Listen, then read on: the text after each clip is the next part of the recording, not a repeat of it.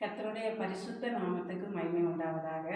இன்றைக்கு கர்த்தர் நமக்கு கொடுக்கிற வார்த்தை 2 கொரிந்தியர் 12வது அதிகாரம் அதனுடைய 9வது வசனம். என் கிருபை உனக்கு போதும் அப்படின்னு ஆண்டவர் சொல்லுகிறார். எனக்கு அன்பான தேவனுடைய பிள்ளைகளை, ஏசப்பா இன்றைக்கு உங்களை பார்த்து சொல்லுகிறா, என்னுடைய கிருபை உனக்கு போதும்.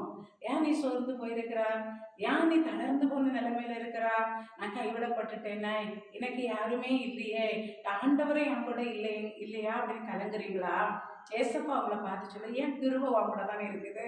என்னுடைய கிருபை உனக்கு போதும். என் கிருபை வாங்கூட இருக்கும்போது எந்த எந்த மனுஷர்கள் கூட இருந்தாலும் கிடைக்காத ஒரு மகிமையும் ஒரு மேன்மையும் கர்த்தர் உங்களுக்கு வைத்திருக்கிறார். அதனால சோர்ந்து போகாதுங்க.